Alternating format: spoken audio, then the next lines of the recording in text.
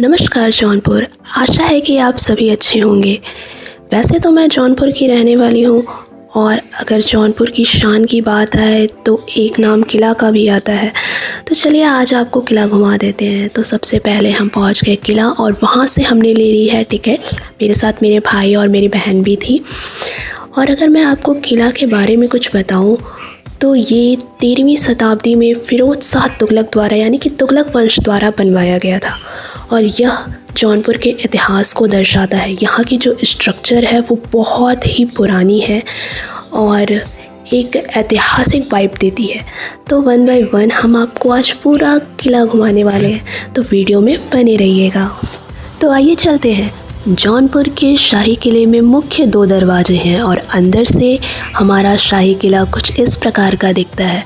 मैं आपको बता दूं, हमारे शाही किले में 2 या 3 ही बिल्डिंग स्ट्रक्चर्स हैं, लेकिन यहाँ पर इतने पेड़ पौधे हैं और यहाँ का वातावरण काफ़ी शांत है। सुबह के टाइम यहाँ पर लोग टहलने आते हैं और यहाँ मेडिटेशन के लिए या फिर अगर आपको शांति चाहिए तो ये बेस्ट प्लेस है।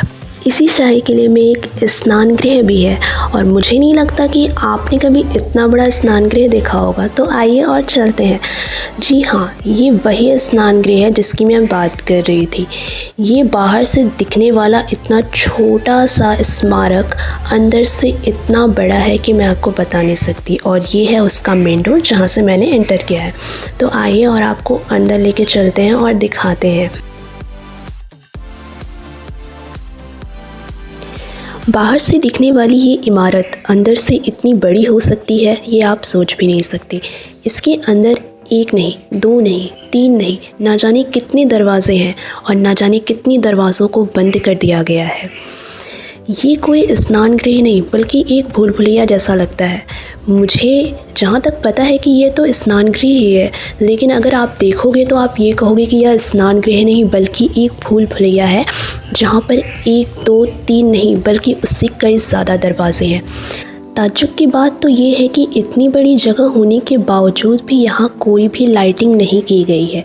वजह ये है कि यहाँ पर इतनी बड़ी बड़ी खिड़कियाँ हैं और इतने बड़े गुंबद हैं कि उनसे धूप की किरणें छन कर आती हैं और यहाँ बिल्कुल ही प्रकाश रहता है। मुझे तो लगा कि यहाँ पर बस मैं ही घूम रही हूँ, लेकिन यहाँ पर तो और भी लोग हैं जो इस जगह को एक्सप्लोर कर रहे हैं। इस शाही किले में मुख्य 3 इमारतें हैं, जिसमें से मैंने एक आपको दिखा दी है और अब बारी है दूसरे की। तो ये है वही दूसरी 12 दरी इमारत और मुझे नहीं पता कि ये इमारत क्यों बंद है।